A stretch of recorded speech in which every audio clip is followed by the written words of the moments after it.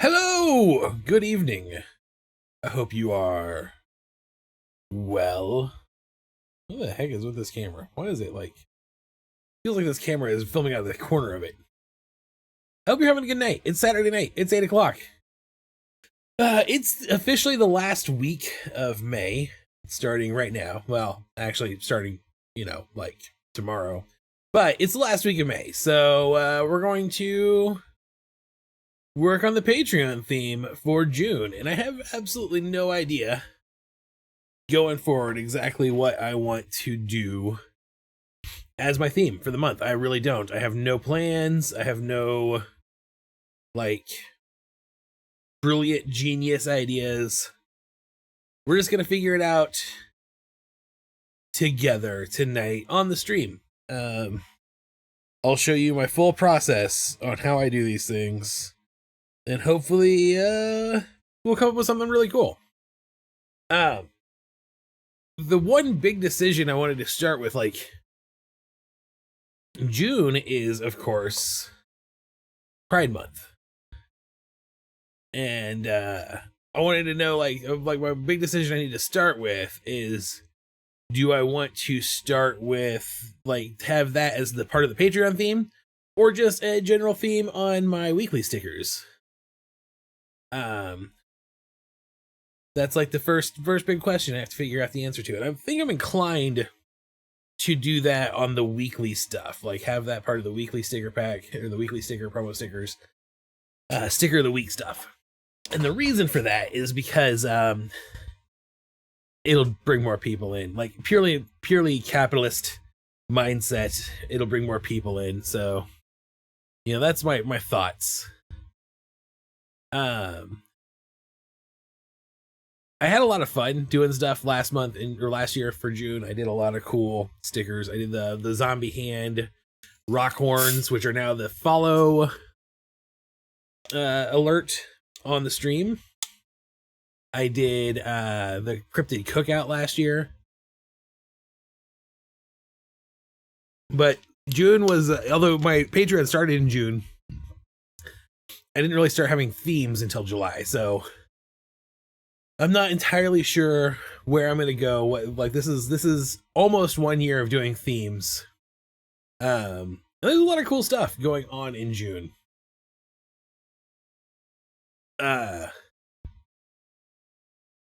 June is PTSD Awareness Month. June is just National Give a Bunch of Balloons Month, which could be fun. We could do different balloon dudes. June is National DJ Month, so DJ Eel up in the house. Up in the house. I'm cool with the youths. Aren't I hip and or with it? National Safety Month. National Iced Tea Month. Country Cooking, Camping Out. Candy. Oh, I wish I had known that June was National Candy Month, considering I just did a sticker set of Candy Dudes in March. June would have been a good time for that. I should have been paying attention. Looks, it's Pride. It is Fruit and Vegetable Month.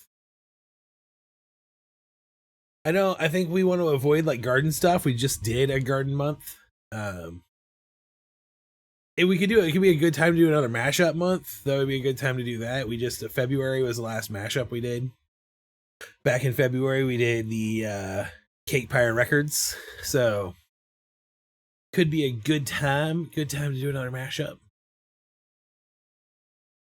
I think camping, a camp out theme is one I'm really kind of drawn to here. So I'm just gonna put that on my little listy here. That's a possibility.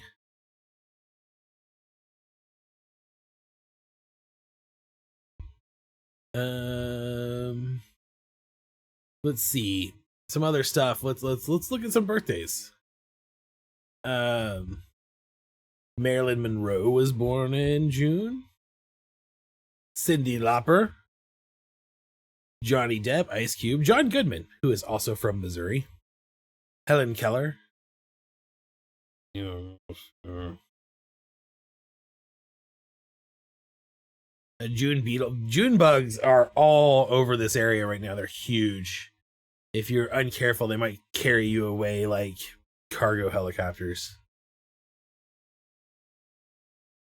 So, there's June's just kind of a fun little month. I think I'm gonna start. I'm gonna do camp out. I'm gonna do some sort of camp out. Last year I did cryptid camp out as just one of the stickers, a weekly sticker in June, and people liked it a lot. People liked that print. So maybe we'll just do a camp out theme, and we'll just expand on the cryptid camp out. I think that's what we'll do. Like, that's the idea. So we'll just like grab some cryptids.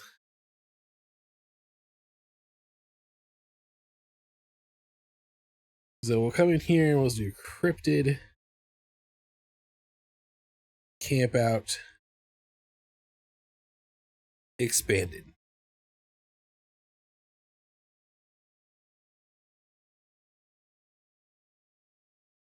So that's what we'll start there, and we'll focus in like, oh, actually I did it quite, it's kind of a nice callback, because the Pride Sea monster I did for June last year. So yeah, this is a good taste here. So who are your favorite cryptids? Who are your favorite cryptids? That's where we'll start. They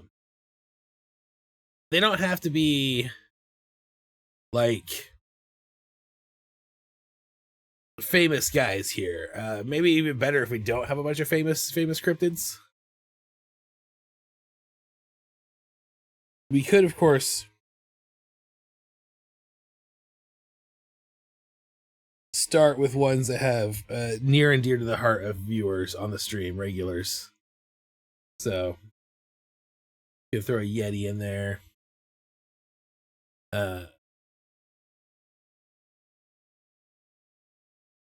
What are some other ones, like Jackalope?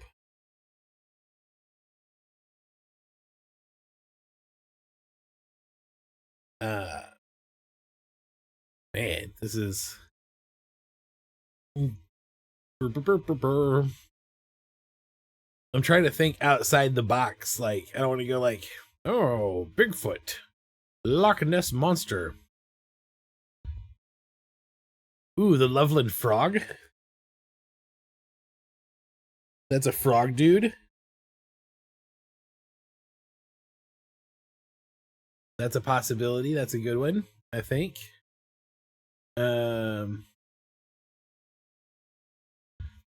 Try to get maybe away from some farther away from sea monsters, because basically Loch Ness Monster, Ogopogo, they're all the same thing, right? Like Selma, they're all the same monster.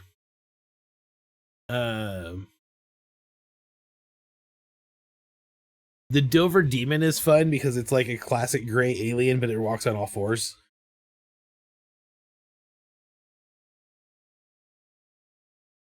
Here in Missouri, we have our own version of Sasquatch, Momo, the skunk ape.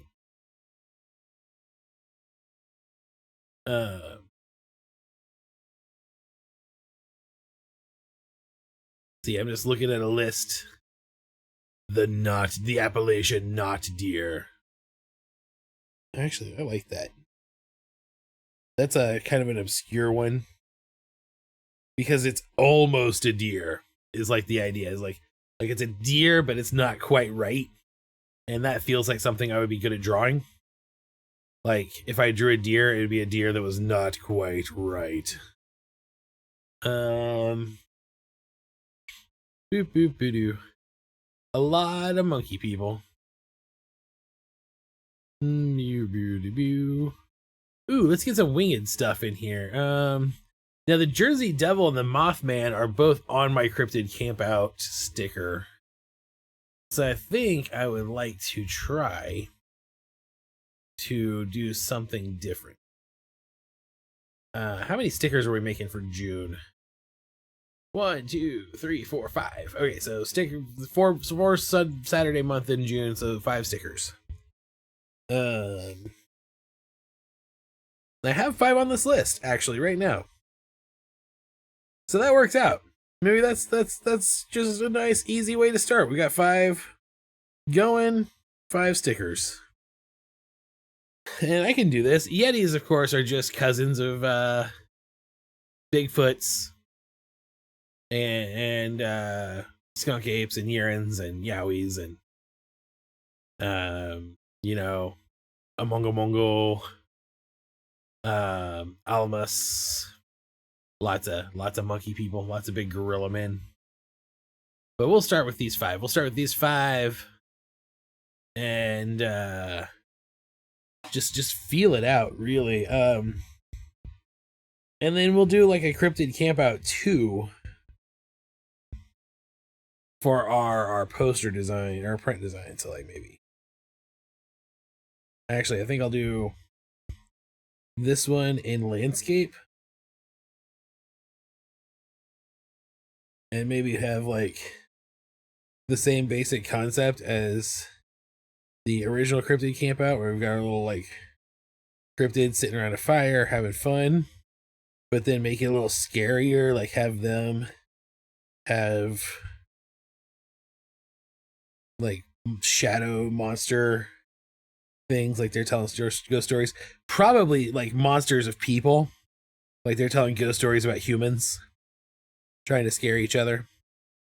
That'll be a fun little prank, I think. So I think that's the direction we want to go. Boom. 12 minutes into the stream, already nailed it. Nailed it. Done. Calling it finished. I'm the best at what I do. So I guess we could draw these. So we're gonna do all of these characters going camping, like in a camping-esque setting. So that's the idea here would be, now that they're like doing camping tasks, like collecting firewood, or, you know, setting up a tent or a sleeping bag or something. So like maybe I'll just grab a list of camping tasks. Ooh. What if, instead of just being they're out camping, what if they're at a summer camp? We put them in a little summer camp uniform. And then they could be doing summer camp activities.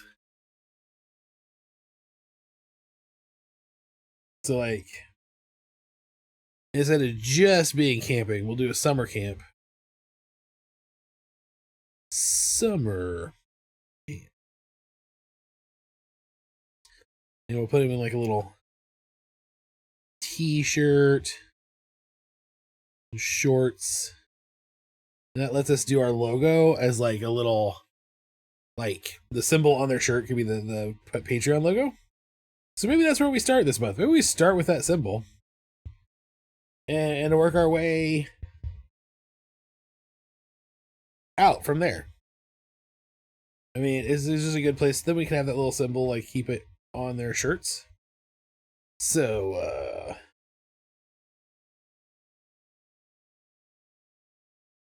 what type of camp name? What are we gonna name our cryptid camp? That's where we're gonna camp here. So I'm gonna start. I'm just gonna draw in some, like, I don't know, shaping here. So like hill, a little mountain, maybe a little sun. Yeah, that's kind of like a summer camp logo, maybe. In like, I don't know, Vermont or something. Maybe instead of this going across like this, let's kind of up like this. Have another hill here, and then this could be like a lake. And maybe on the little lake here, we go ahead and put a little monster head peeking up out of the lake. It's like, oh, Lake Omnibomni or something. Whoop, whoop, whoop.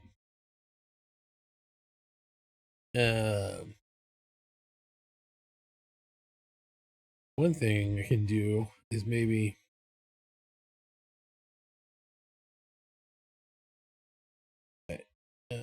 I'm just sketching, roughing in some ideas and seeing what happens really at this point. No real plan. So and then we'll come down here. Down here on the bottom is where we'll have our like 2025. So June 2025. Oh, what kid? I'm trying to think. Just trying to think of names for like a cryptid. I don't know, like summer camp for cryptid children.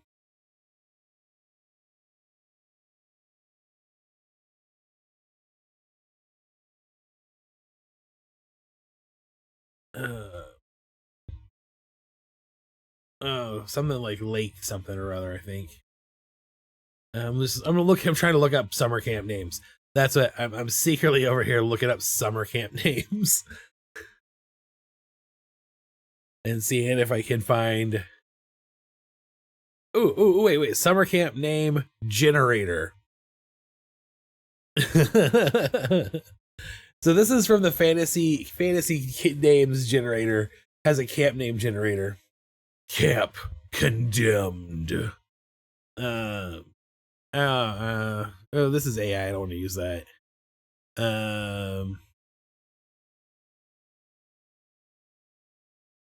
Oh, here's a breakdown of different name styles: nature themed, activity focused, location bank, colorful and cheerful, unique and creative. Camp Nobi Bosco, which served as the set for Camp Crystal Lake.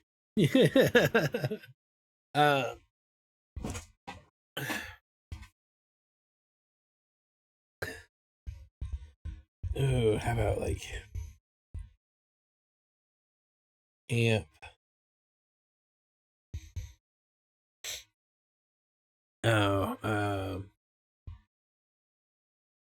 Hidden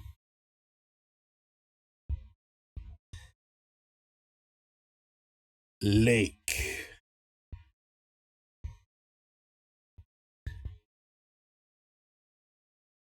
Oh, I'm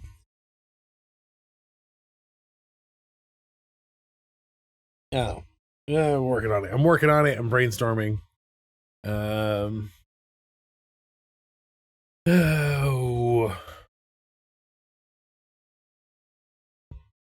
How about Cryptid Creek? Camp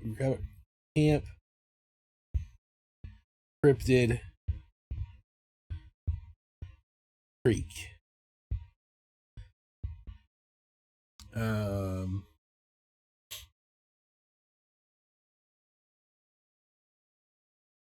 Camp Onawana, we hold you in our hearts, and when we think about you, it makes us want to fart. Salute Your Shorts was a TV show in the 90s on Nickelodeon.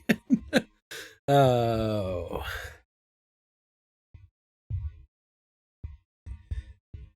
I think Camp Cryptid Creek feels really on the nose, but also like that way I could come in here and I could be like, the letter C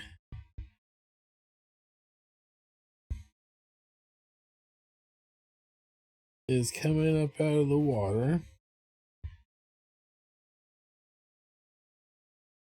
3 times. So I duplicate that over.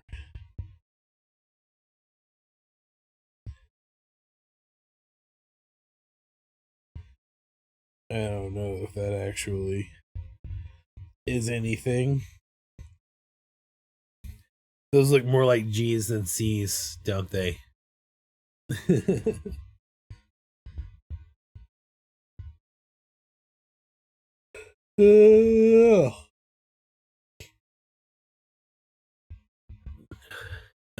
I like the idea of using the word cryptid just in there because it makes it easy and it tells people exactly what it is on the tin. And maybe using creek because I live in a part of the country where we have a lot of creeks. And it gives me plenty of opportunities to make fun of people from where I used to live, where they used to say crick.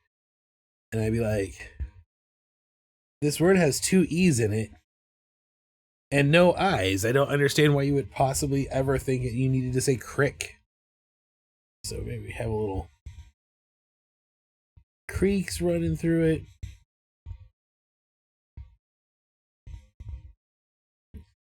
I don't know. This is not my forte as a designer at all.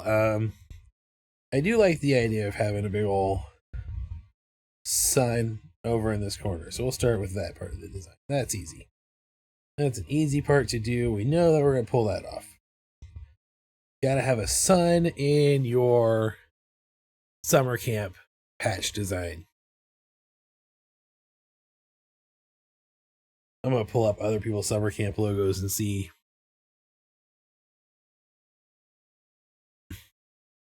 Unfortunately, I think when I do an image search for summer camp logo, the first like 19,000 of them that come up are all like AI generated garbage.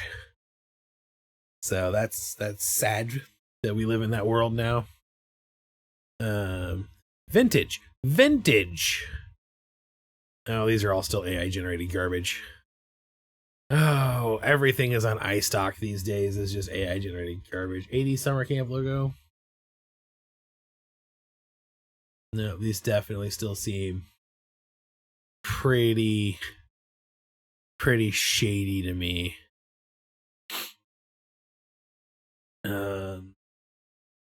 Boo-doo-doo-doo-doo.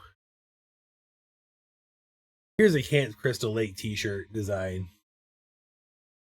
It's a little too on the nose. Oh, this is okay. This one is, again, it's also Camp Crystal Lake, which is Friday the 13th. Not real, but definitely a thing that you could use. This is an actual movie prop. So, like, it gives me an idea, at least, of what was going on as, like, a retro vintage summer camp design here. And I like it because it's very vector-based, or would be, it's obviously not in this version, but would be very vector, easy. It is exactly the type of thing that we're looking for here. Screen printed here. It's like the circle has a negative space in it, which I like. I like that aspect. In fact, I like it enough that I think I want to use full negative space. So like our little sun here will just be a cutout of the color. I think we'll use that as a little plan. And then their design has like a tree, and I'm going to use a mountain. So we'll have this little actually, I'm going to do a mountain in front of the sun to play more with that negative space design. So we'll come over here. I'll just eliminate this. Like so.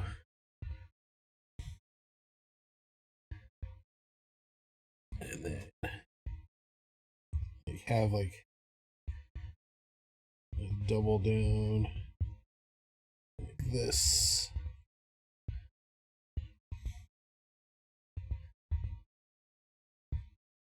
Almost like our logo is a nighttime scene, I think is what I'm thinking here. I mean, they're cryptids. They probably only come out at night.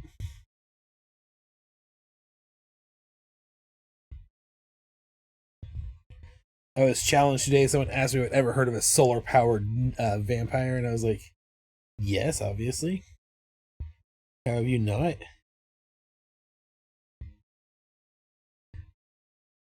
We'll bring this back over here for now, like this. And I'm trying to, like I said, working in trying to work a negative in my head is not my strong suit. So this is a fun exercise for me. Also, doing this is very different than what I would normally do. So maybe over here we need to add some stuff to take over this empty space on the left here.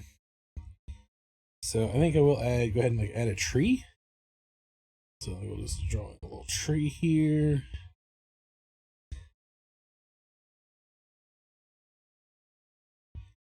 And then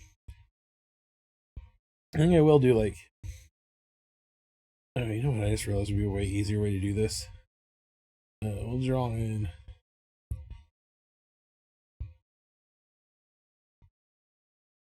this little wavy thing here. Bring our monster out of it. It's like this idea, this little like Loch Ness monster dude over here. Here.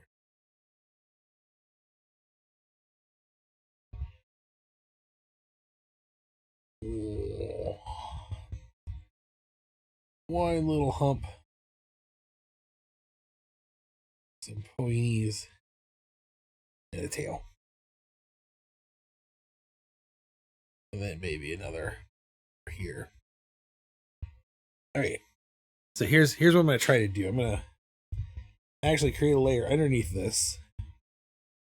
I'm gonna fill this with black. Like this. This is my plan. We're gonna see how this works. And then I'm gonna come in here and erase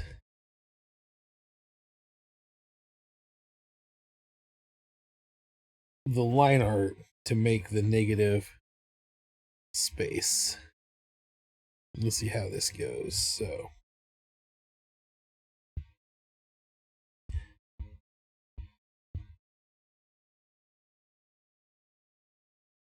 here.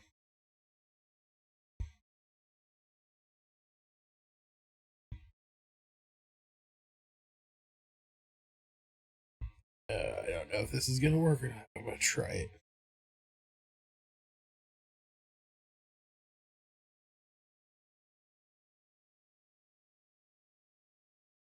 This is actually thicker than I need it to be. I just realized that because I didn't actually drew in some line art, but I don't need to. I don't need to at all. And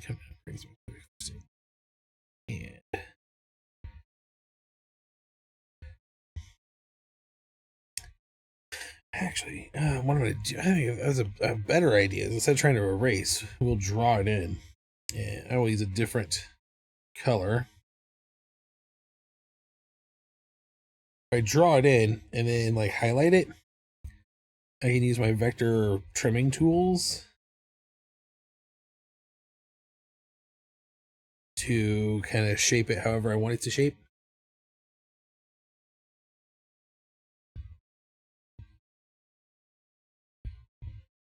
But this, trim that little dude, that little lumpies. Why little lumpies? Because that's what I think sea monsters have. I think sea monsters have little bone ridge, fin type things.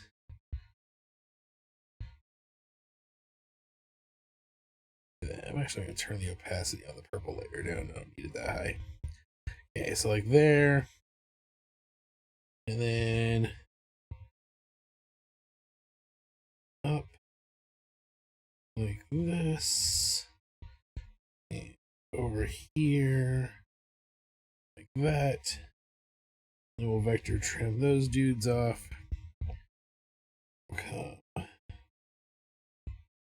Actually, I want to do this like Womp. Womp. Womp. Womp. Womp. Womp. Like that.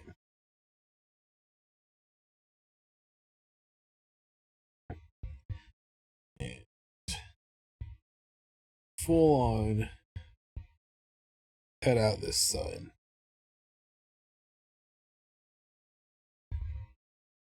Which I will do here in just a second. Okay, so we'll start here. And I will then magic wand select all of the green. Come down here and erase it out. Oops, you know what I forgot to do before we did that? I forgot to trim off some of these tools. The whole reason I did the line art the way I did was so I could use these vector trimming tools. Maybe we'll go ahead and just add a couple of extra, like,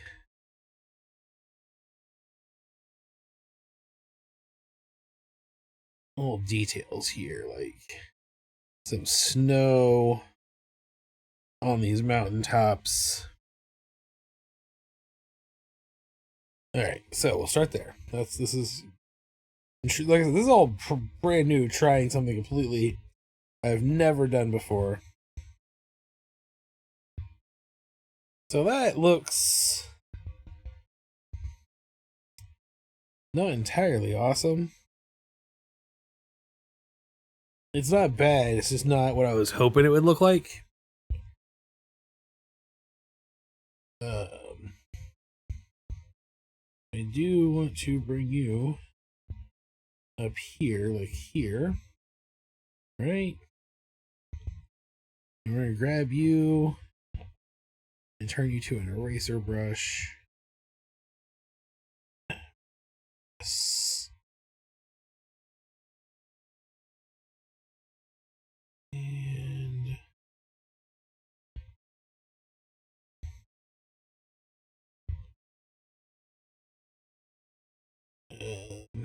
what was I doing? I screwed something up here. This isn't working the way I wanted it to. This isn't doing what I want to do. Which is fine. This is fine. This is trial and error, right? So let's try doing it the other way. Let's try inverting the whole thing. And seeing if we can't make it look the way I want it to look.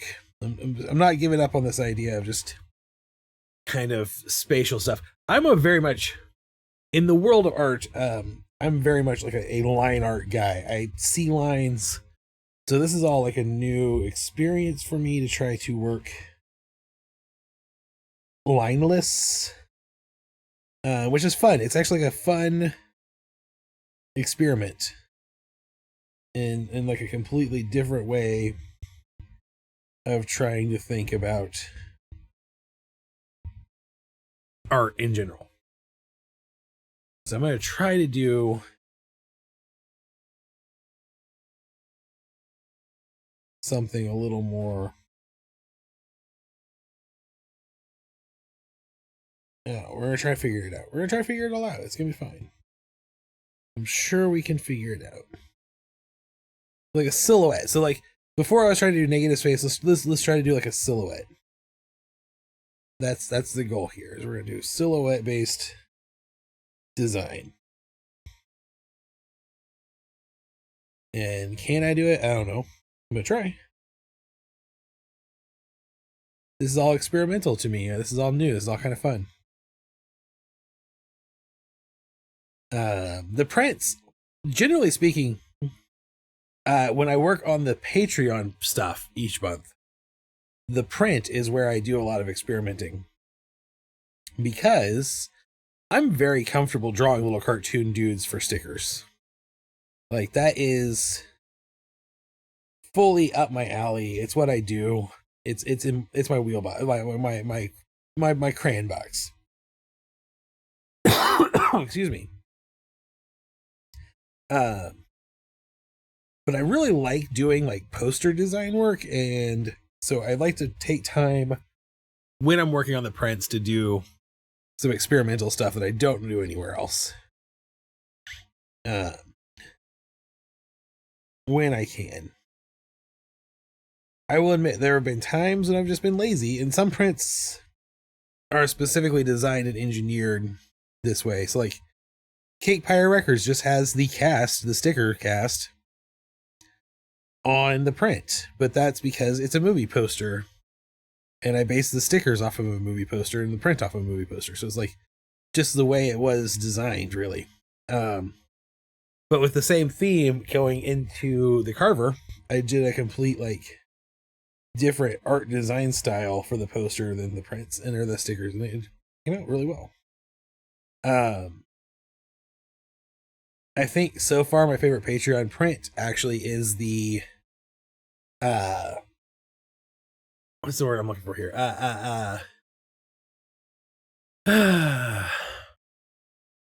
Last October I did the mental health support group, the monster support group.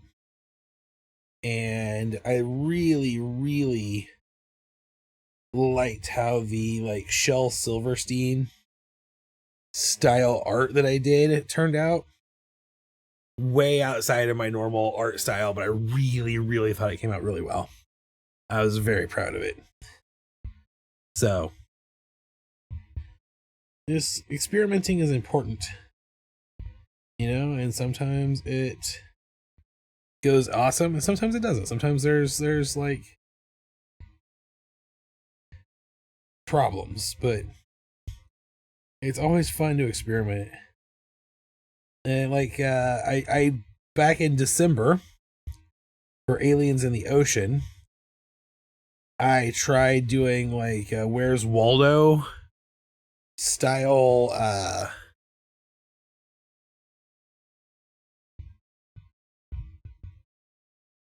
what's the word I'm looking for here? Like find everybody hidden figure kind of thing, and it was beyond me. It was beyond my skill set. It did not work out, and that's okay. Like that was a lesson learned. That was an experiment where I wasn't quite up for the goal of what I was trying to accomplish yet, but I liked that I did it. I'm glad that I tried. And then here, I'm just gonna come in here and create a little negative space around this guy. Because now I'm going to fill all of these in with black.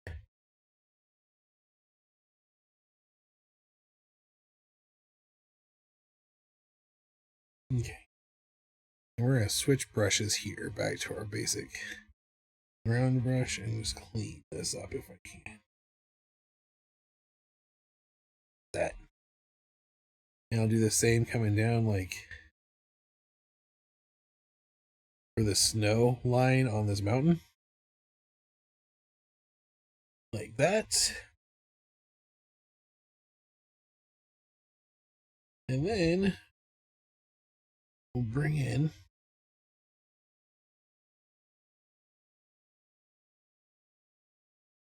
the sun. Here comes the sun, doo doo doo. Yeah, like so. Actually, I can bring this line all the way in. I'm going to do that. I'm actually going to bring this circle back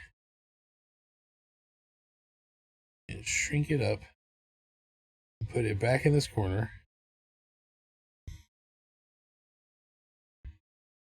Just bring the circle all the way around. Yeah, I like this. This is I like this. Is turning out better already. I already like this better. And then we'll come in here and just delete this like here. Just like cut this off. Trim this off real good. Should bring this circle back even. Let's bring this up and make it even bigger. Let's make it like 30 times. Twice the size of what we got right now. So we can really see that it's there. Like that. And then bring my circle back to center. We'll bring it back out like this. that size. So, oops. And I am going to, dang it. What I don't like about Fresco is how, like, there's no direct controls for these circles. Okay, so I don't need that. But I do need this to come out like this. I'll bring this back down to like size 15. And like that. Okay, there we go. That's not bad. I think maybe I will. I'm gonna put it on its own layer so I can like toggle it on and off and decide. We're coming here. Let's see. I can't decide if I want this to have these this outline line here or not. I kind of, the design that I'm basing this off of, the literally the Camp Crystal Lake shirt I just ripped off, does not have this line, like the inner line. It's just negative space. But I think I want it there. Hello, Leo. Hope you're having a good night. I don't know how long you've been watching me mumble to myself. For the June theme, I think I've come up with this idea of like cryptid summer camp, like kind of an extension of my cryptid camp out design. But like all of them would be little kids at a summer camp, and so I'm trying to do the logo for the month first as like a camp, like summer camp logo. That then would go on all their shirts. Well, that's why I was like, I liked that design, and that design actually turned out to be pretty popular. So I'm basically, and then that was last June. I also did that last June, so I thought it would be a pretty good like homage to last year.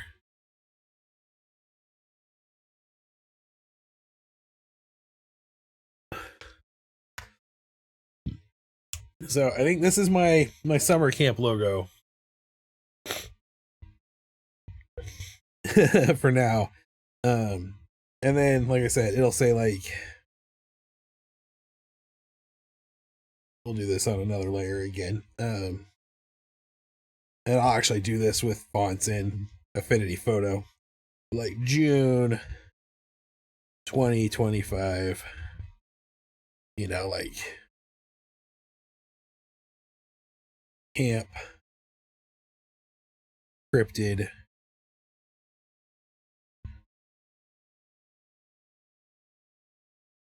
Yeah, something like that. But I'm not entirely sure I'll do all of that yet. I think this is gonna be the logo, and then like I said, I'll add details into this logo as we go, and then maybe what I'll do here also, I'll come to this layer. I'm gonna set this as a reference. Add a layer underneath, and make it like blue or something. I don't know what color exactly yet. If we go with like a retro, like burgundy.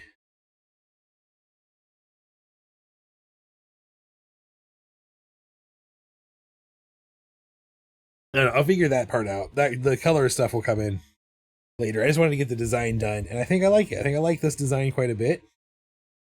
So I'm gonna delete you, hide you, and hide you. So this is solid, just transparent background, and save a copy of that.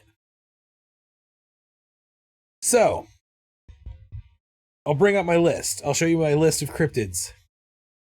We're gonna do a cryptid camp, summer camp kind of thing, and the cryptids that we're gonna feature are gonna be a Yeti, a Jackalope, the Loveland Frog, the Dover Demon, and the Not Deer. I think those will be fun. And now that I've got like the little logo design, I think I can do it, because they're all going to be wearing like the same little like t-shirt, shorts, summer camp uniform. So let's go ahead and do the first one. Let's go ahead and start with our Yeti at the top here. So grab my sketchy brush. And these are all going to be like kids. These are campers, not counselors. So we're all going to do like children shapes. So we're going to do a little like almost chibi-esque proportions. So like that would be the head, and then this would be most of the body, like the torso.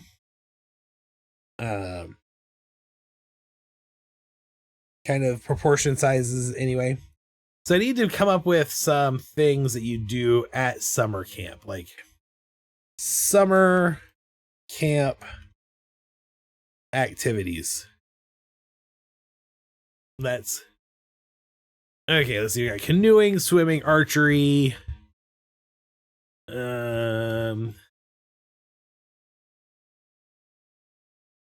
board games, card games. Oh, archery is a good one. Canoeing is obviously a good one. I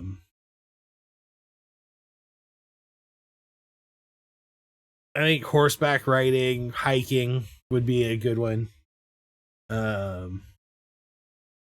Is a not deer a Wendigoon? I'm not entirely sure. Literally, like there is literally a cryptid called the not deer. Like Notdeer. Deer. And it's like a deer that is not quite right. Like they have wrong eyes, they stand weird. They're Appalachian, so it's very possible they could be related, because a lot of Appalachian cryptids have lots of names. I'm not entirely sure what a Wendigoon is officially. I think a Wendigoon is like a deer skeleton creature. And a not deer is more like some kind of eldritch abomination pretending to be a deer kind of thing. I think we'll start with the Yeti. And I think I'm going to start easy on myself and have our Yeti be our like having a backpack to go hiking in the woods. So we'll start there. Not too many like things I have to think about to draw that. Little camper hat there, little face, Yeti horn. Because you know one of the big differences between a Bigfoot and a Yeti is that Yetis have horns. It's important to remember. A little excited arms. Little body come down like this, a little belly, one leg out. Not quite that far out, like out. One leg forward, ready to embrace the nature hike here. Big ol' honky feet. Just to be fair. Big ol' honky feet. And like fur all over that little. This feels not quite right. This pose is not quite right, I think.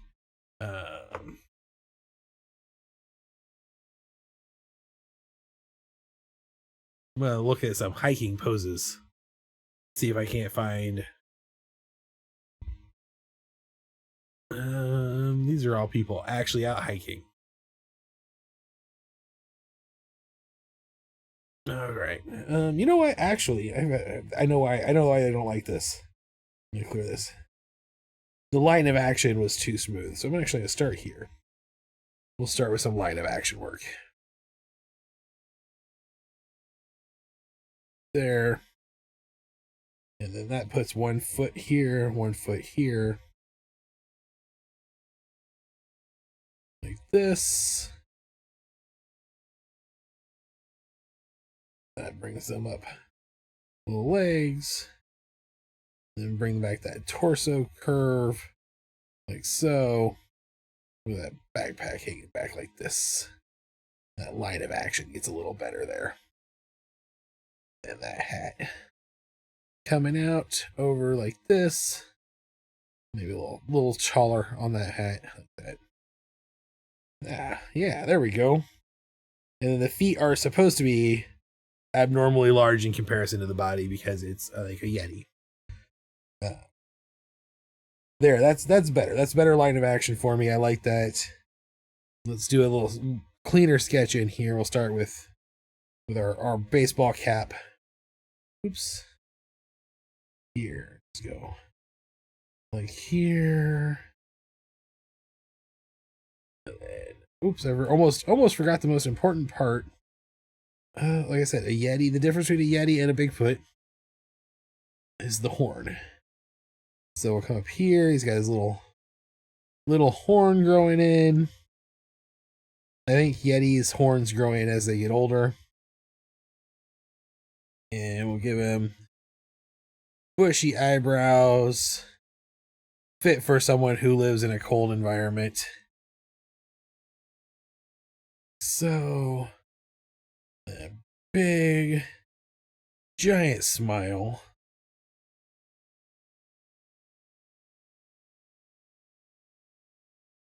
The jowl. Little tusks.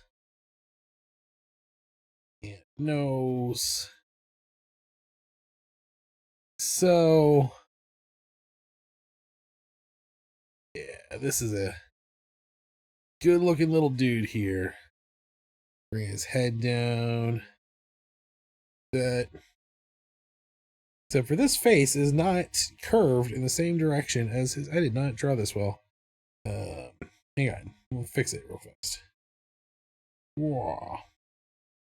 His head should be slanted up, looking up like that.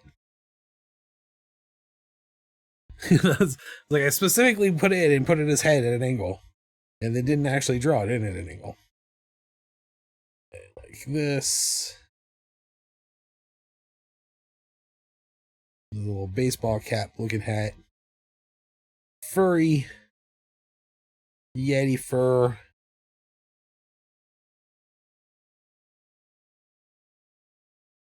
Here. And then we'll do a little t-shirt. And furry arms. Strap on the backpack here. 1, 2, 3, 4 fingers. And over here we'll have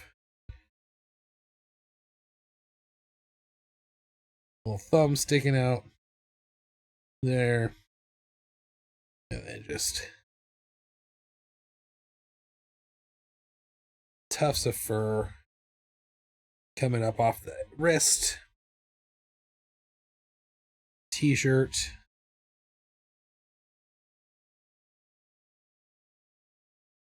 Backpack straps. Go like this. Little backpack roll. Oh, he's going on a day hike. I don't know why he has a sleeping bag with him, but he's gonna have a sleeping bag with him.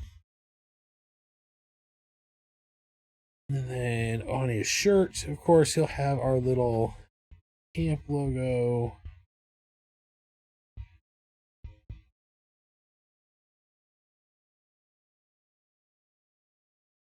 And little cargo shorts.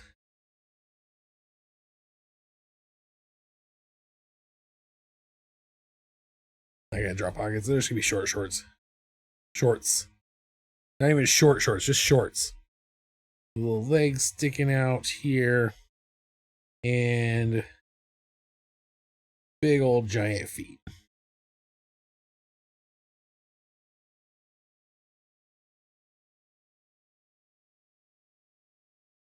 Three, four.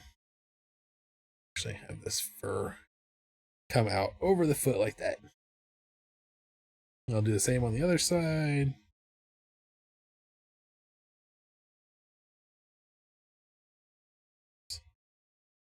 Nah.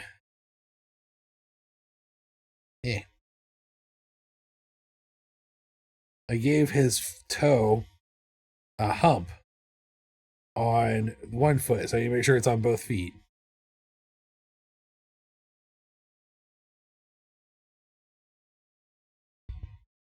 There we go. This back a little more. Like that. Let's go here, bring this down. So bring that back around. And just loop this face bit around a little more like that. There we go. There we go. There's a little sketch of our little Yeti dude. I think he looks pretty good. We'll make a good sticker.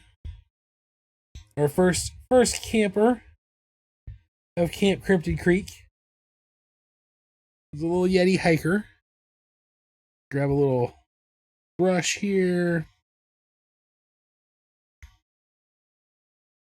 And again, I'm going to start with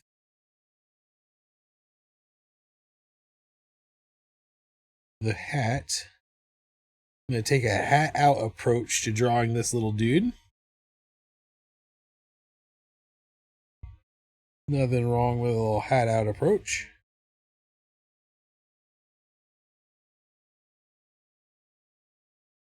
Tusks.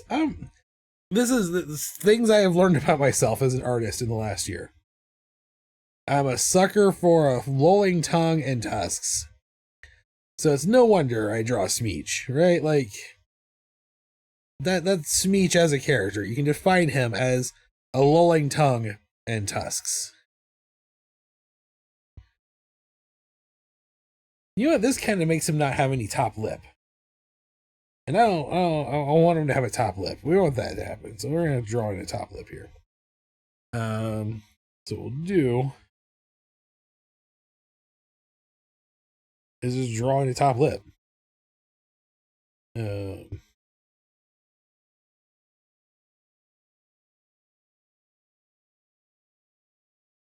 Maybe. Maybe not. Not sure what I'm trying to accomplish here. You know what I mean? Like,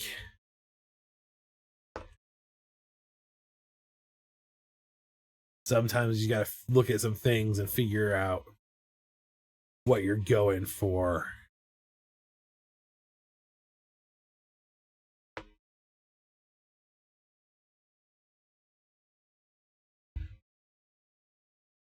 Okay.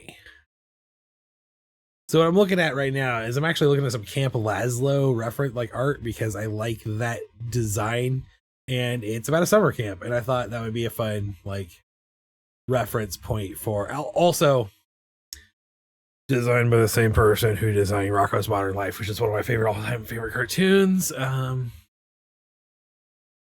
Yeah, weird off the face mouths. That's kind of the idea. So this will work. This actually will work when I sneak this nose in like so and then bulge the eye out more. I think will help. Like there. And then we'll get these bushy eyebrows going. And bring this line in. That.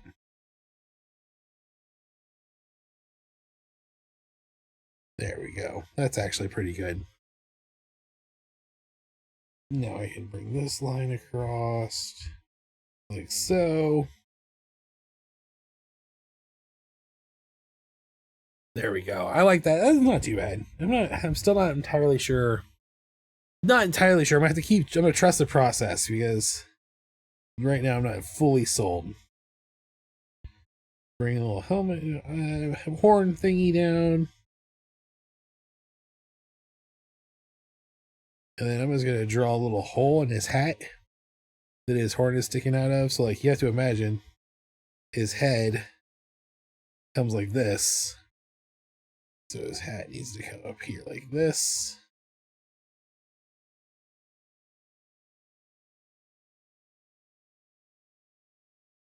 That. And we'll give him a little almost mullet-like hair, I think, is the idea here. But also it's gonna come out and come out on his neck. And then I'll bring his t-shirt up. That's what we gotta draw in his little t-shirt like this, and then this hair just kind of like hangs out like so. And then we'll give a little bits of hair over here on the sides. And here's his little backpack strap. Actually, just draw this backpack strap like this. The power of vector trimming compels you.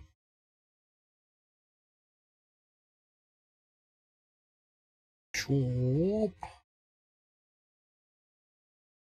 Wah, wah, wah, wah, wah, wah. Beep, beep. Beep, beep, beep, beep, beep, beep, beep, beep, beep.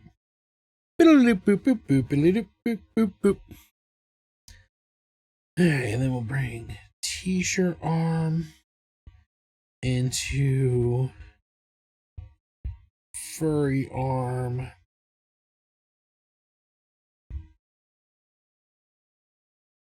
Like so.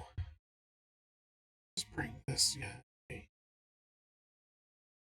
So go down, around, back up. Wow.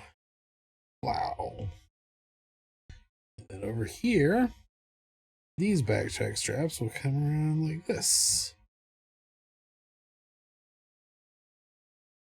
A little trim. A little trim in here. Come around. That. And this finger.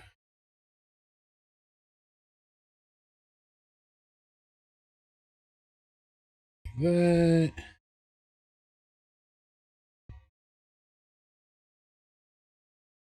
Boom. There we go. I like that. And then just the thumb sticking out. It's like his thumb sticking out on that side. I don't know. Just makes it different. Makes it a little asymmetrical. A little fun. Little tufts of Yeti fur. Like that. This sleeping bag, bedroll thing, backpack, little shorts. All right, and then dupe. Womp, womp, womp, womp.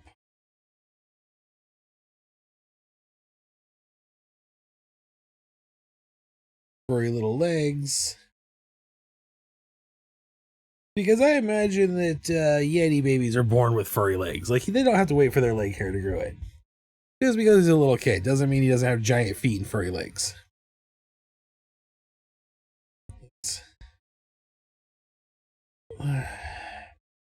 There we go. A little more of a point there. Yeah.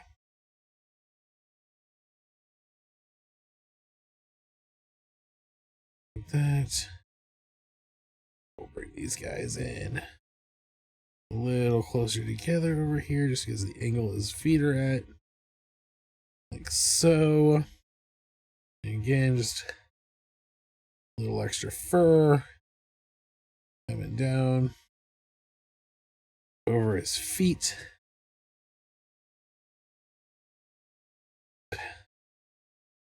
Oop, top of that foot there. All right, that's not too bad. That looks pretty good. Those feet are definitely kind of weird, but that's fine. And then we'll just come in here and sketch in his camp shirt.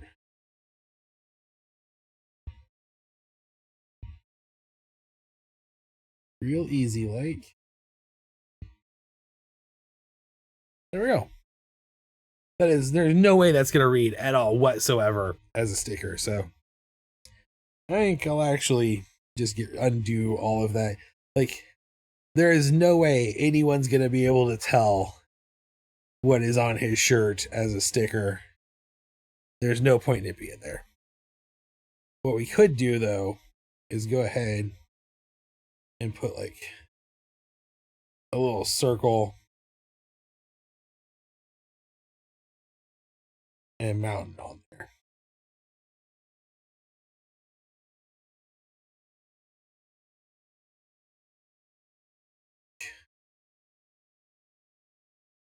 That. Oop. I don't know what the heck is getting filled in there. Like, I'll just do it manually. Screw it. Screw you, fill bucket that's broken. All right, there we go. There is our little Yeti camper outlined fully. I'm gonna come up here and just add some little like ridge things to his horn. Go ahead and just fill his nostrils in kind of simplified shapes. So that looks pretty good. I like this guy a little. He's a little fun little dude, little kid Yeti. So we're gonna, let's see, we'll start with like just my normal brown. Oh, that's why that's doing that. Hang on. Turn off reference. Aha. No wonder I was having problems. I was referencing a layer. So it uses that layer's line art instead of the layer I was actually on. Which is great. It's a great tool that you have that.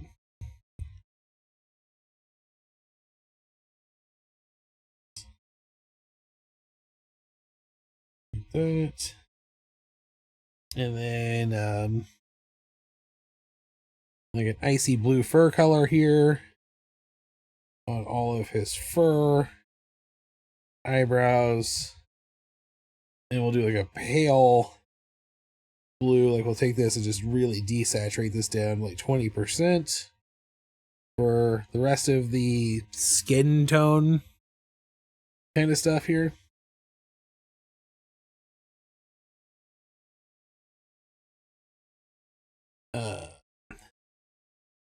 And then I think we'll do like a green, because green is, someone asked me today why so much of my stuff was green. I was like, green's my favorite color.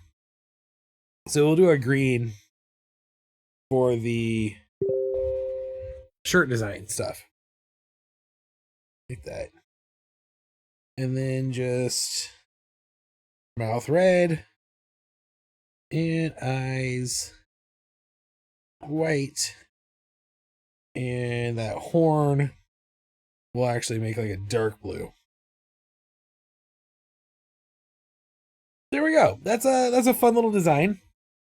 And now we can come in here and do some shading, just like give it a little action here. I'll drop this like, again, 20% saturation, 80% brightness. It's kind of my standard shading color. Yeti's. Yeah, so the entire June, I've decided that June is going to be a cryptid summer camp pack. So they'll all be little like summer camp guys of different cryptids, and the first one is a Yeti. And this is him here. And we're just we're ready to shade him in, really.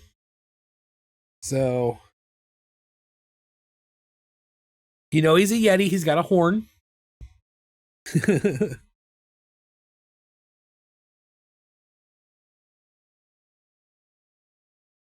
Yeah, he's ready to go on his nature hike, camping, safari trip thing here.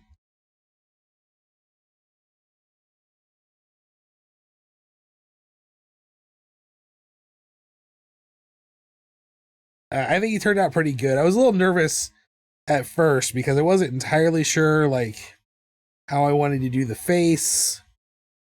But I'm very much trying to pull like a Camp Laszlo inspired art, and like Camp Laszlo, of course, is made by the same person who did Rocko's Modern Life, which is one of my favorite cartoons of all time. So, hoping that kind of vibe comes through on these. I think it like that was literally a show about animals at a summer camp. So very heavy, like good influence reference there. Good way to promote some older cartoons that maybe didn't get the same level of promotion. You love him. He's your cartoon sign. Okay. Well, that's good.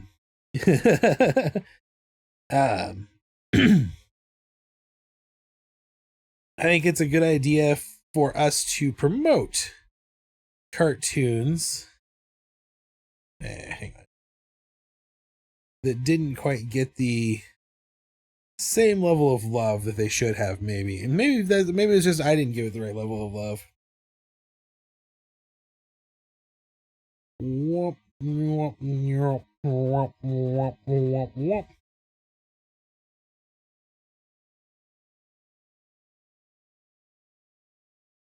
And probably ought to add some shading, actually. Do some full on like cancel that last one. Come down around like this. And full on shade that side of his head and his neck. There's some cleanup spots that need shaded in there. Like so. And I'm going to go ahead and put some little shade on these tusks. Even though it probably won't read very well in sticker form, I'll know it's there. Alright, and then multiply.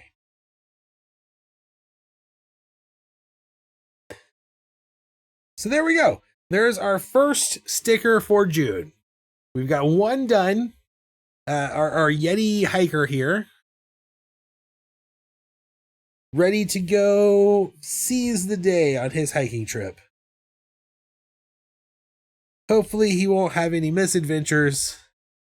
Be lost in the woods for like 40 years. Have people be like, did you see that dude in the woods?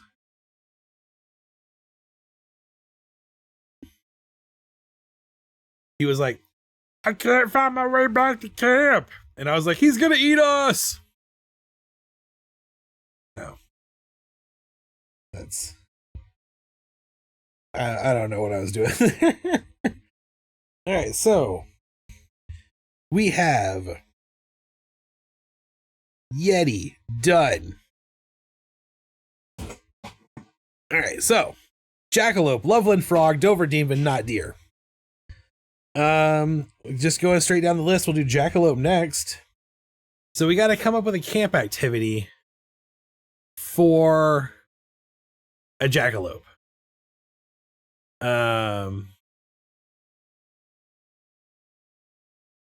And I think,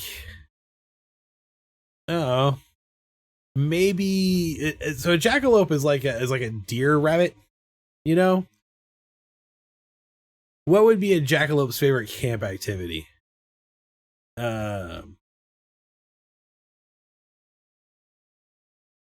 Canoeing, maybe? Archery? I don't know. I feel like I went to Bye Bye Yeti Scout. We hardly knew you. He'll be back in all of June.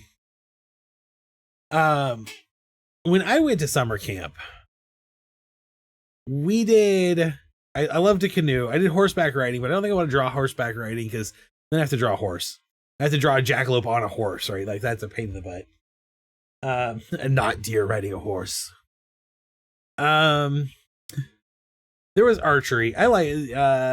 There was swimming. Just going swimming. Jackalope roast marshmallows. So my idea for the overall print, though, is like the campers sitting around a campfire with like silhouettes of scary human monsters in the background, like they're telling ghost stories about human monsters. So I kind of want to avoid putting them around a campfire. You know? Like that's a thing that I'm really like a limitation I've placed on myself.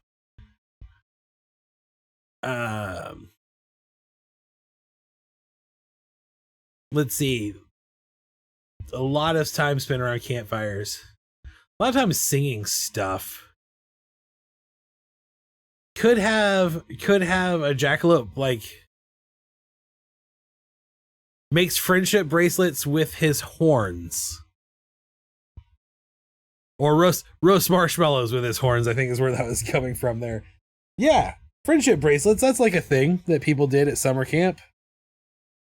I did drag and sang show tunes at my summer camp.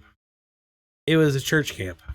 Maybe they'll all go around a campfire at the end telling humans. That's the idea. That's like my idea for the print. So we'll draw. Okay. I don't want to. How would I want to take care of this hog, as they might say in Letterkenny? We'll start here. I'm gonna start a little face. I'm actually gonna bring it back over here.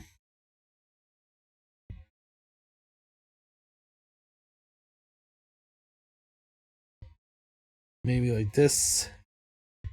Bent over.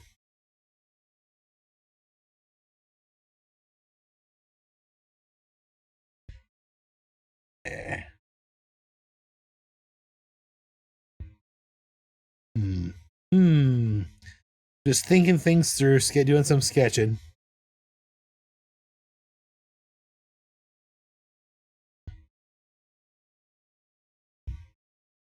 Concentration face. Ooh, no, I have an idea, actually. I'm gonna line of action. Little fat rabbit body, right? With rabbit feet.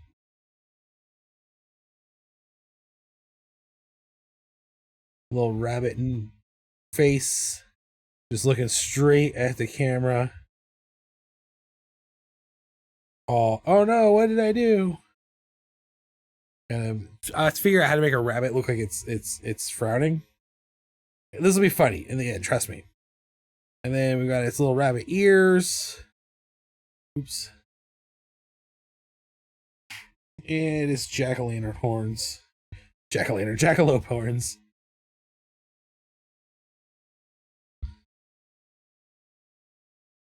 And we're making friendship bracelets. And then a little shoulder shrug. Paws up. And then just yarn hanging everywhere.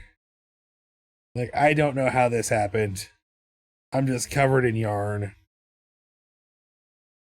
course, wearing his camp t-shirt. Maybe they're all I can't tell you. Making a dream catcher in his horns. So here's what I'm thinking. Although that would work because Jackalope is also like Native American crypto mythology monster creature. Here's what I'm thinking. He was trying to make something like some sort of yarn construct, some like craft. He was doing a craft of some sort and just is completely like tied up in the yarn now. Like, I don't know what happened. It's just crazy. So that's my idea here. I am going to bring him down so that I can make his ears bigger. And his horns bigger.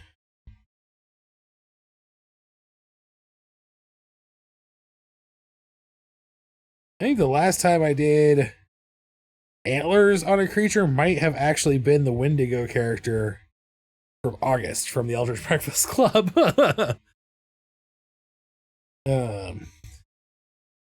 So something like that. You give him a little nose and an, I don't know what I did. Face. What happened?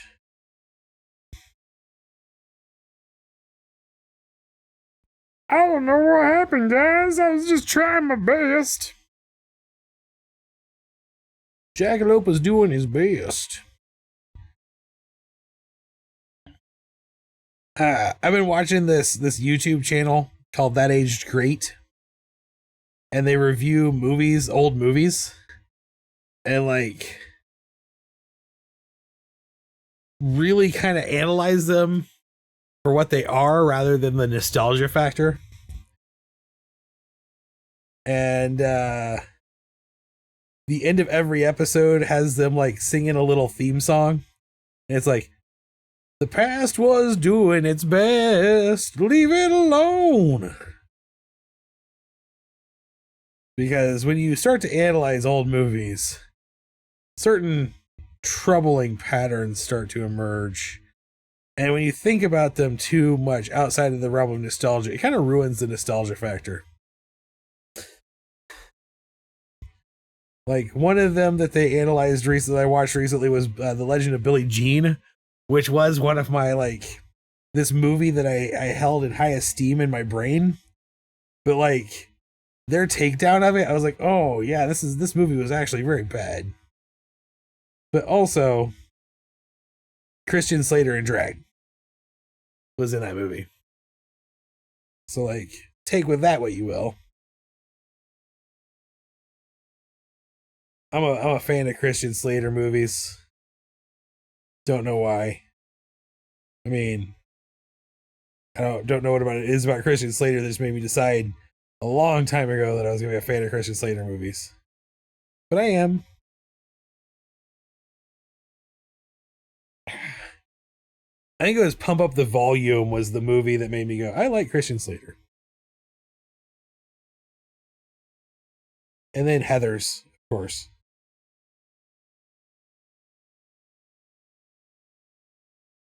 Oh, I wonder if they did an episode on Heathers. Lots of troubling movies with troubling behavior with kids. Yeah. I'm watching Batman Returns on my other screen right now, and the architecture of Gotham City makes zero sense. Yeah. You expected Tim Burton to have architecture that makes sense?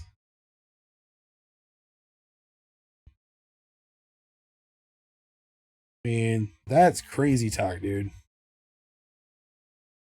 Oh, you know what? One of these ears should be flopped over. I've never seen a bunny that didn't have at least one flopped over ear. I don't see any reason why a jackalope would be any different.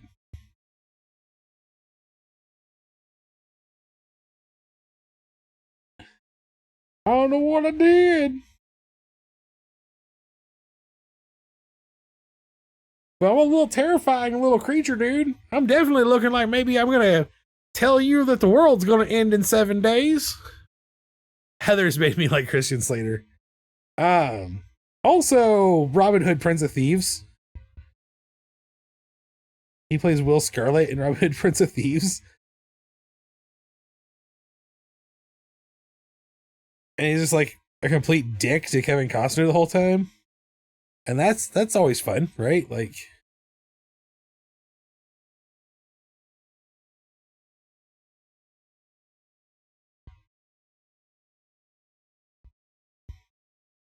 oh, the past was doing its best. I wonder, like I said, I wonder if they've done Heathers, because Heathers is a movie where it's like, okay,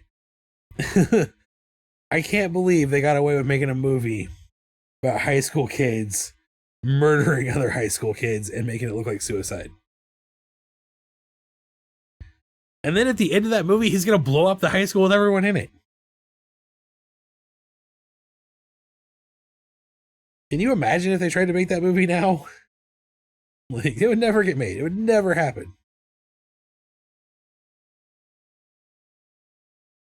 I know the Yeti kid was wearing shorts, but Jackalope don't wear no pants. All 80s action movies always portray brown people like they are coming to get you. Well, brown people and Russians. I had some conversations today where I was like having to battle some propaganda ideology. Like, I had to explain to someone that the Democratic Party is not a left-wing party. Just because they say they are, and because conservatives say they are, doesn't make them anything other than a neoliberal corporatist mouthpiece.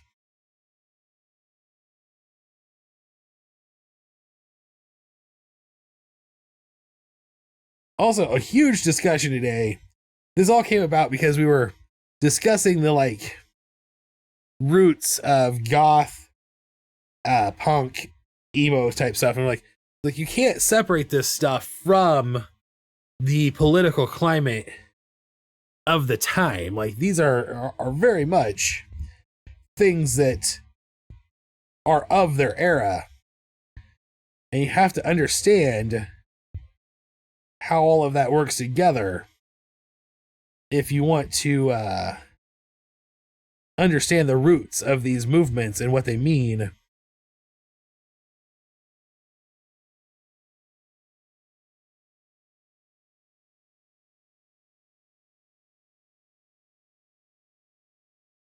Like, how all of this came to be. And every situation can be solved by kicking.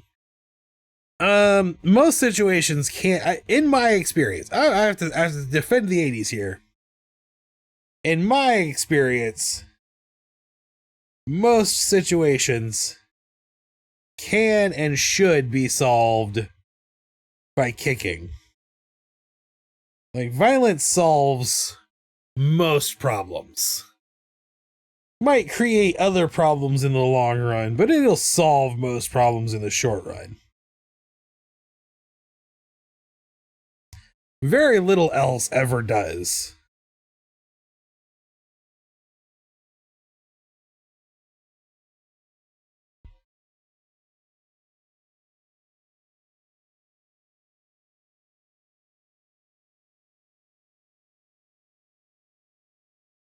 Yeah, I don't want to call anyone out for being young, but it was funny because that was the same conversation where I had Yeti Detective send me a picture of himself from high school, hoping that I could get a cool picture of him being all young and gothy. And he sent me a picture of himself from his 20s with blue hair. And the kid I was talking to was like, how did he dye his hair back then? Because they had been told their entire life that, like, hair dye didn't exist 20 years ago.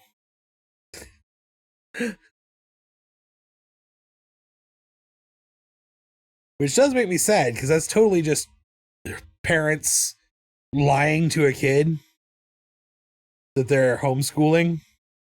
So it's literally just indoctrination and misinformation and lies. Like, also kind of funny. You know? In a sad way. I'm just drawing in strands of yarn on this jackalope here.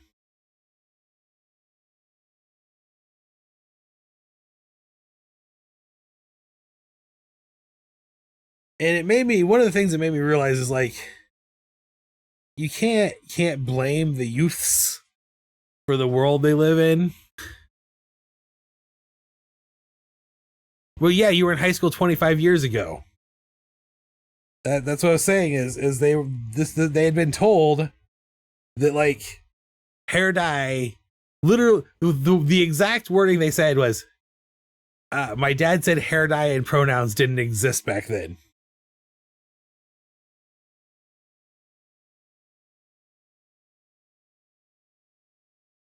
And I was like, oh man, your dad's a dirty liar.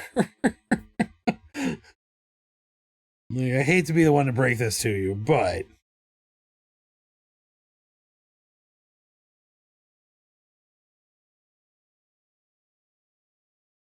and that's where I was like, you can't blame someone who was literally lied to their entire life. It's nearly like there's no shame in that. And that's what I told them. It was like, they call themselves stupid, and I was like, don't call yourself stupid. You're not stupid. Not having access to information does not make you stupid. Like, that's not the point here. Not knowing things. Being stupid is not knowing things. I was in high school 20 years ago. When did that happen? We had Hot Topic for as long as I've been able to get to them all. I'm pretty sure Hot Topic has existed for a long, long time, man.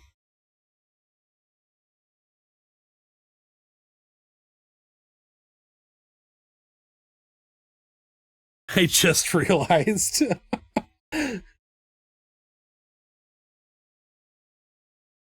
Oh, trust me, I'm well aware.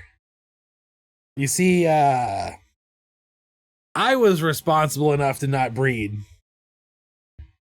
But most of my friends have kids. And a lot of them have kids that are graduating high school or graduating college. Recently, my nephew has graduated college.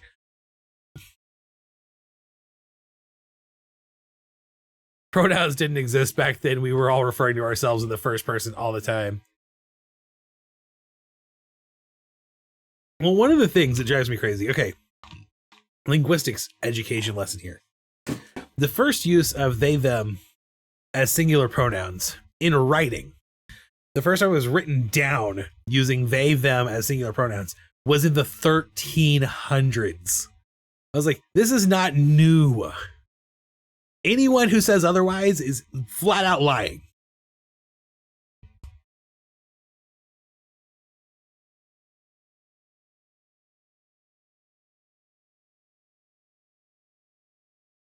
They only get away with it because we don't have a Mr. Rogers anymore.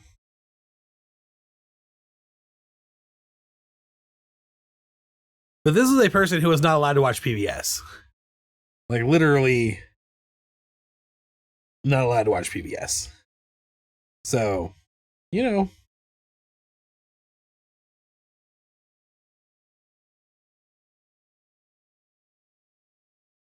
And then I met a kid, like a 13-year-old girl today, whose goal is to become a nun. And we talked about if nuns can be punk rock or not. And I was like, you know, I don't think there's anything specifically about being a nun that makes you not follow like the idea of inclusion and kindness. But nuns are pretty much the opposite of anti-authoritarianism. However, we did talk about the fact that nuns, like when a nun becomes a nun when they first become a nun, they shave their head. So, aesthetically, there's a thing there. There is probably a part of the internet specifically dedicated to punk rocker nuns, if you know what I mean. I'm sure there is. How are you doing, Paramin? Are you having a good night? You better be after you wimped out and decided not to come to the market because of a little bit of rain. Oh. I'm going to put a little tuft here. little tough to hair on this jackalope.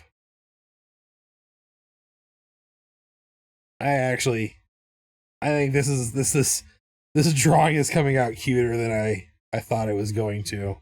I was worried that it was gonna suck.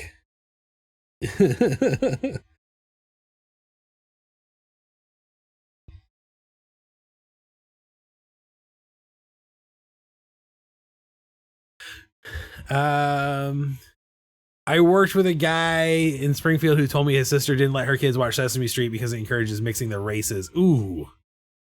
Ouch. That I'm not surprised, but also ouch. We had to go and pick up a new washer and dryer this morning in the rain. Oh, I'm so sorry. I guess that's a good enough excuse to not come to the market. It's okay. It was by far the slowest day of the market I've had all year. So, I don't think you really missed out on anything today.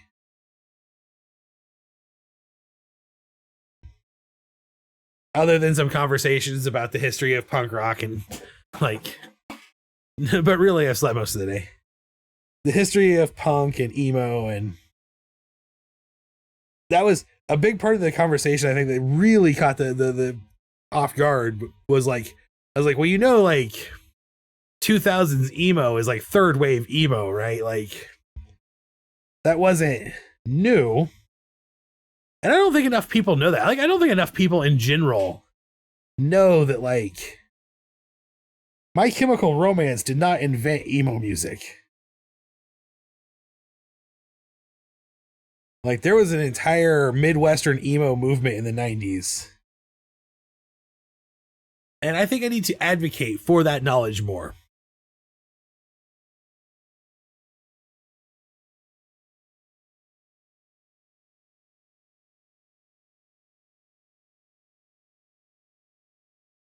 But yeah, so I had a fun day. I got to talk about a lot of cool stuff.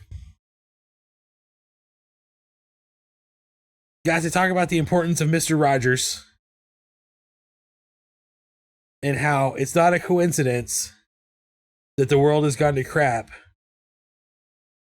since Mr. Rogers retired on August 27th, 2001. I was like, there's a direct correlation in the timeline to Mr. Rogers retiring and the world going to crap.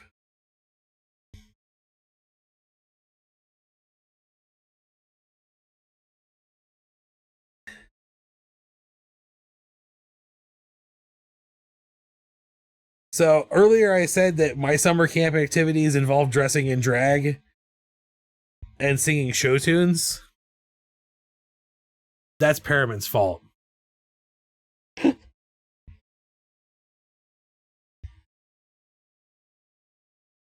just wanted to throw that out there so you guys can be like, that doesn't seem like a summer camp activity, but it is.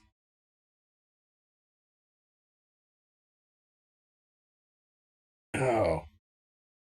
Poor Jackalope covered in yarn. The Sex Pistols docudrama on Hulu in like 2023 brought me over to the camp of Sex Pistols invented anarchist punk rock in the UK in the 80s. So this is the thing one of the things that came up in the conversation what I was talking about was like,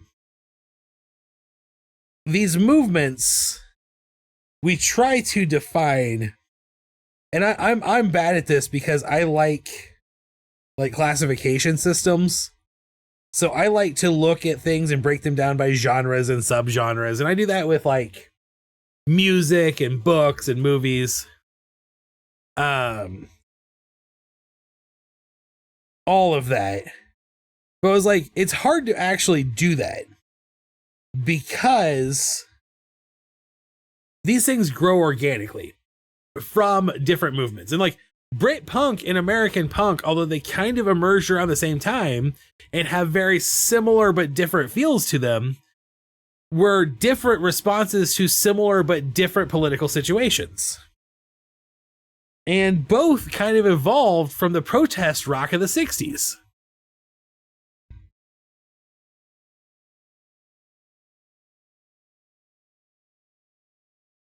So, like, there is no, like, this is definitively the first punk band. because that's not how things happen. Like, it evolved naturally.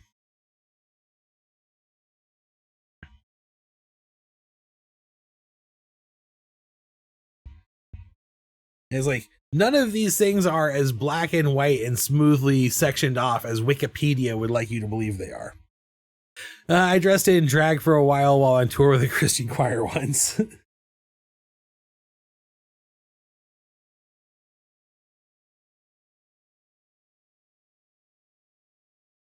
Drag, it's part of church camp. All right.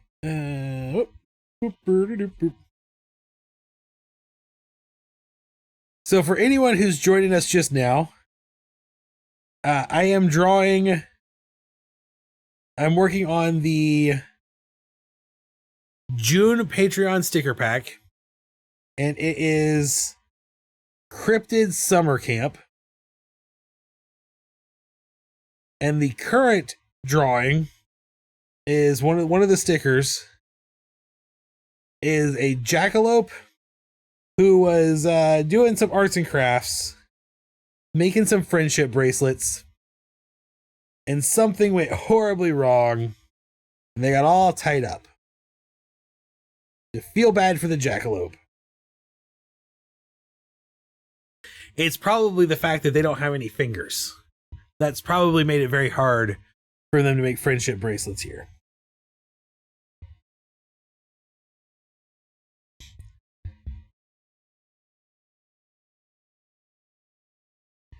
But that's like one of the things I was talking about is like, it's hard to specifically, like, hip hop and punk grew up together in literally the same neighborhoods and the same bars.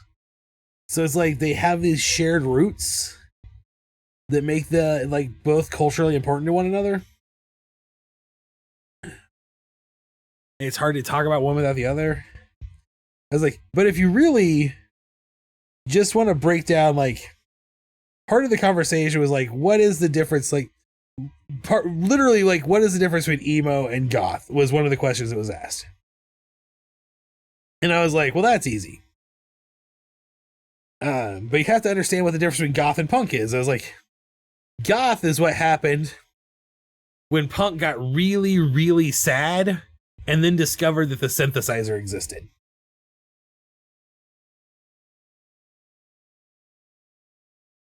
And emo is what happened when those goth kids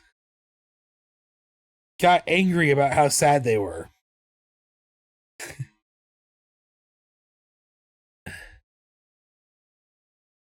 Because, like, specifically the emo there we were talking about was like third wave emo, so it, like, grew from the pop punk movement of the 90s.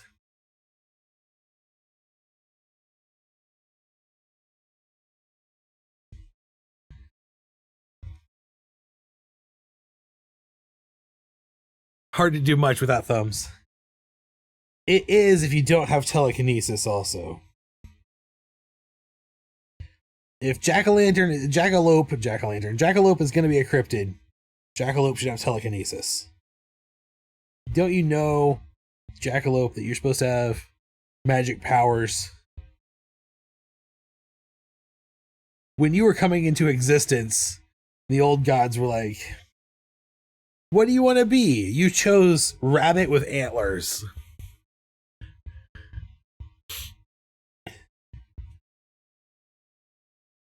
And not, like, slime monster with telekinesis and shapeshifting. And that's on you. I can't be held responsible for your poor power choosing new skills.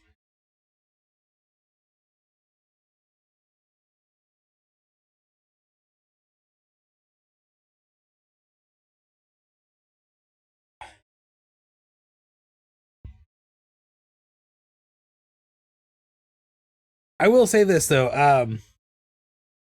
I was listening to music on the way home from the market today, and I think I came up with a revision to my earlier declaration of things, of, like, roots of things. Because I was listening to some, like, 2000s emo, And I realized one of the big differences specifically between like punk and emo and the anger in those two types of music. Talking purely from like generic aesthetics here. Punk music tended to be more angry about. My captions stop working again? Dang it, when did my captions stop working again? I hate this. I hate it when my captions stop working. I'm trying to be accessible and I have a word bubble and it doesn't work if the words aren't in a word bubble.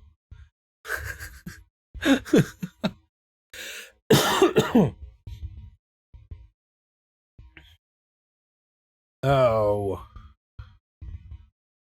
There we go. I don't know what happened. I just had to open the captions thingy and close it again and they started working again.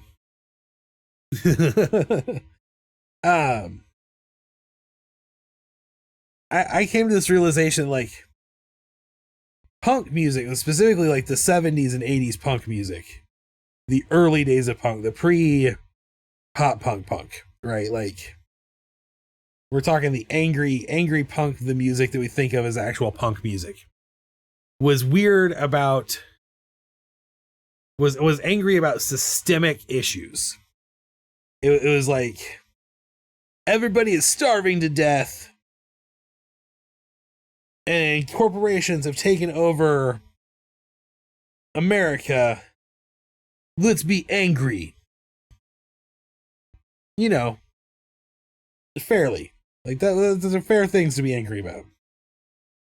And I realized that, like, one of the things where, well, like, when you had that splintering off of, like, the goth subculture, all of the a lot of the music that became the, like, the goth music, like Bauhaus and, like, dare I say Tears for Fears, although a lot of people will be like, oh, that was sad on a personal level. And I think where emo comes back in is it takes that personal level sorrow and gets angry about it again. I think that's where that switch back happens. It's literally more personal. That was a thought I had. I'm not a musician. I'm definitely not a musical historian. I'm just a dude with too much time on his hands to sit around thinking about stuff.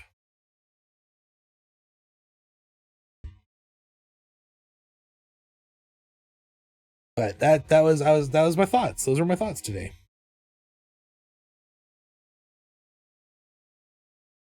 That's weird. They were definitely working. That's what I was saying. As I looked up and all of a sudden they weren't working yet anymore. And I was like, they were just working. It happens sometimes. I don't know why. It might be, might have something to do with my internet speed or bandwidth or something. All right. What do we think? What are you thinking? Is this our Jackalope? Is he done? Does he need something else here? He's just having a bad day. I'm having a little bad day as a Jackalope. I think I'm going to call him done. I'm going to duplicate.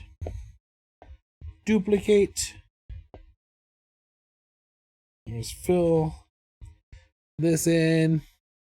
Our little camp logo. And then we're just going to, let's see.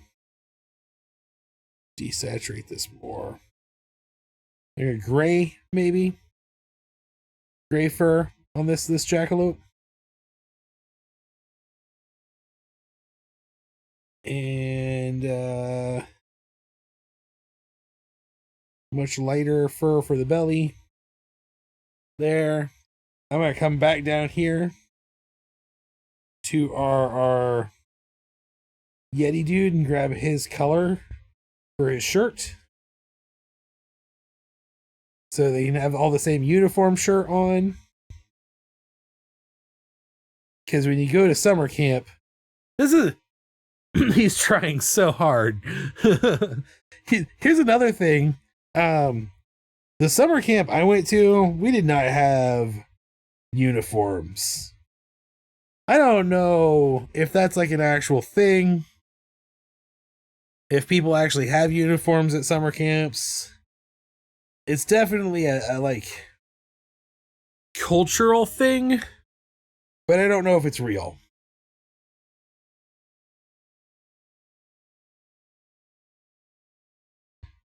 I never know if anything's real anymore. Who knows what's real? The shadow knows. Brown little antlers. All right, and then let's grab some like randomish colors for this yarn. I think I want to do 2 different colors of yarn. So we'll do yellow. Like that. And then red. Yellow and red. Camp Cryptid Lakeys. You make us do arts and crafts, even though most of us don't have any fingers. It's kind of a jerk move.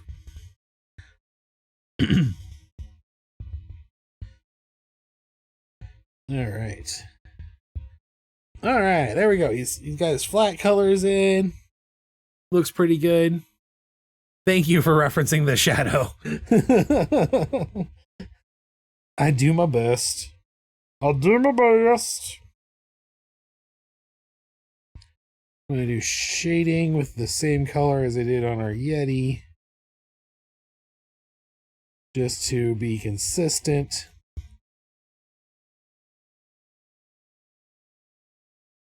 Poor little jackalope.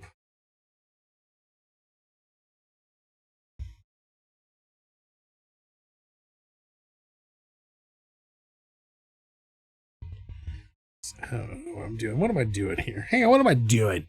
Sometimes you gotta take a moment and think. What am I doing? What am I doing here? I want little edge of the face shadows. We got time. We got 8 minutes to do the shading on this one character. I got time. Take some time. Do it fun. Do it slow. Do it right. Methodical. Don't gotta rush anything. There's only 5 stickers this month. So I'll come back on Monday night. And we'll do some more stickers. And we do 2 more dudes on Monday night. That'll put us at a 4 out of 5 for the month.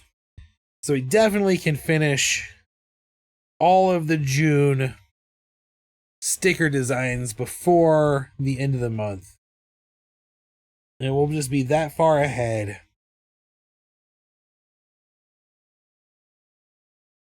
If anyone wants to add to the wheel of requests, the requests you can go ahead and add. Starting next week, I will make sure at least 1 illustration per night is done off of the request wheel. We'll do at least 1 a night.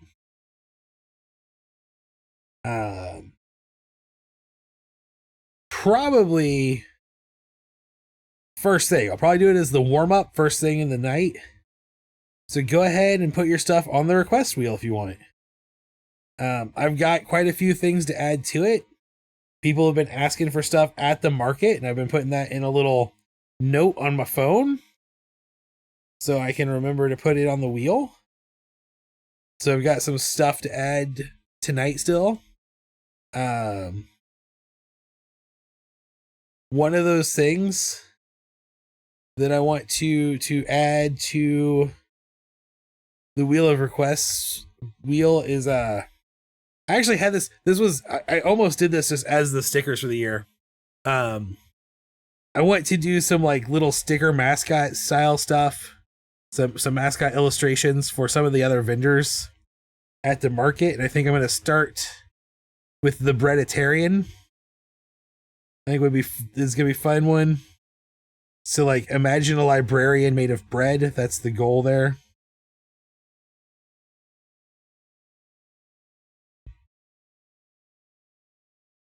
The owner of that business is a friend of mine. We talked quite a bit. She was the one that told me today I shouldn't be so hard on myself. That I do a better job of following in my belief and like trying to be as much like Mr. Rogers as possible. She said I do a better job than I give myself credit for. That she thinks I am a very kind person. And I said, I do my best. But I am no Fred Rogers. Because one of the things we were talking about, all of this brought up, like, how a lot of stuff that's happening now has happened before. Like, we were literally talking, like, they're trying to defund Sesame Street again, PBS again. And Mr. Rogers already had to go and talk to Congress and fight to keep funding for Sesame Street for PBS. And so that was a thing that came up, and we were like, that is a thing. Like, we already have. And I was like, and I think one of the problems with the world is that there is no Mr. Rogers right now. And it is time for a new Mr. Rogers to emerge. And I was like, basically the response was, you should be the new Mr. Rogers. And I was like, I am not good enough to be Mr. Rogers. I am not Mr. Rogers worthy. I do my best to be the person Mr. Rogers would want me to be, but I do not live up to that title, right? I cannot be the Mr. Rogers. But I do feel like the next Mr. Rogers is out there somewhere, and they'll emerge soon. Like, I just feel like that has to be the case. The world is in too great of a need. And then we started talking about, like, Mr. Rogers wasn't a solo entity, right? Like, there were a lot of great people on PBS. There's memes about this. Like, Bob Ross encouraged arts. And, like, one of the things that came up was, like, Bill Nye. And I was like, we have a new Bill Nye. Because Bill Nye is great. I learned science from Bill Nye. I will never trash the science guy. However, in the United States, we have this thing in our culture where we tend to think people who have one type of expertise have all kinds of expertise.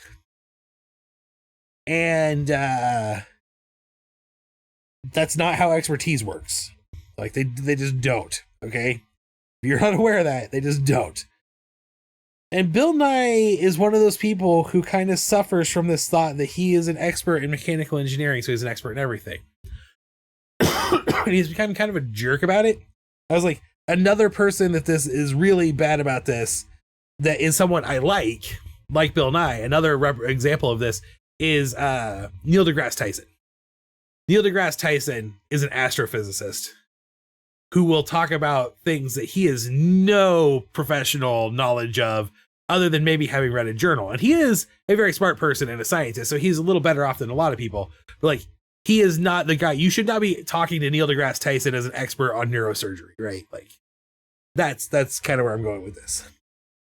But I was like, we have a new science guy. We have a person who wants to make it easy for you to learn science, who is actively creating free resources, and that is Hank Green. Like, Hank Green is the new science guy.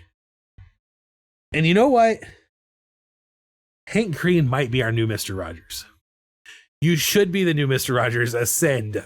Ascend to Rogersdom. Dude, I know that I'm not right. There is too much anger in my heart to be Mr. Rogers. Mr. Rogers has to be able to forgive. And I'm not sure I can. Not sure I can forgive. So I'm probably not the right guy to be the new Mr. Rogers. I want to forgive, but I just can't bring myself to do it. It's healthy, but it's just not me, man. Okay. And there we go. There is our Jackalope. He's looking pretty stressed out about this whole Hank Green can't be the new Mr. Rogers. He's a pretty judgmental and angry dude sometimes. That's true. That's my problem. I'm also too angry. But Hank Green can be the new science guy. We can just let Hank Green be the new science guy. Here is Jackalope. Jackaloping. He's all, I was doing my best. You know, you love him. You know you love him. He's doing his best. And of course, we also have the Yeti ready to go for a hike. He's very excited to be hiking. Very excited. And our camp logo here that will eventually become the full logo for the month. He's fine being the new science guy. Thank you guys for coming and hanging out with me tonight. I know it's Saturday night and it's a nerd thing to hang out, watch someone doodle on a stream. You have better things you could be doing with your life. It's 10:01. You could be watching Saturday Night Live right now, I guess. I will be back on Monday night at 8:00 p.m. We will be working on our 2 final cryptid campers. I'll pull open that list. Or no, not final 2. We have 3 left to go. We have the Loveland Frog, which is literally a little frog dude. I'm very excited to draw him. A little frog dude, not like a little frog dude, but like a little dude who is a frog. So a 4-foot tall frog dude, like a bullywug.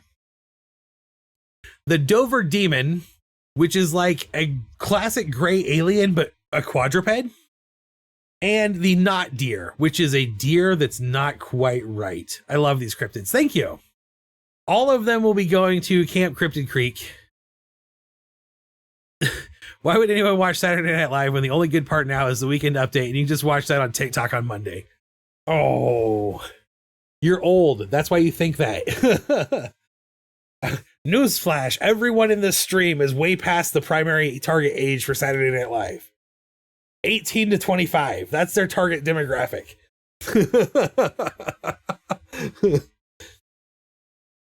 I'll be back. We'll have some fun. We'll have good times. We'll draw some more stickers.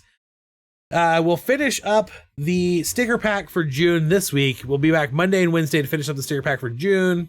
Like I said, starting next week, we'll get into doing at least 1 wheel spin of the night. Thank you for coming and checking out the art. If you are not currently a member of the Patreon and you want to get your hand on these stickers, you can get your hands on these stickers by joining the Patreon. Everyone who has signed up in the month of June will get this sticker pack. And if you're signed up for the right tier, you get the print. If you sign up now, there's a limited number of positions for early adopters. It's a little lower price. And you get all of the stickers I do for the weekly market, including the Hug Hogger. Or this week's sticker of the week. The Relaxed Mimic is a little chair with a little derpy, lolly tongue vibe. Make sure, if you have not already, you jump over onto any of my social media platforms or my Discord and vote for which of the angry ants will become the sticker of the week for next week. Thank you for coming and hanging out. It's been a fun night. It's been fun just nerding out, drawing, talking about some political, socioeconomic history of music genres, and just nerding out about that. So remember, go out, stay awesome, stay punk rock, and as always, remember to stay weird. Thank you for watching. I've been Matt Brotherton, and I will see you next time. Good night.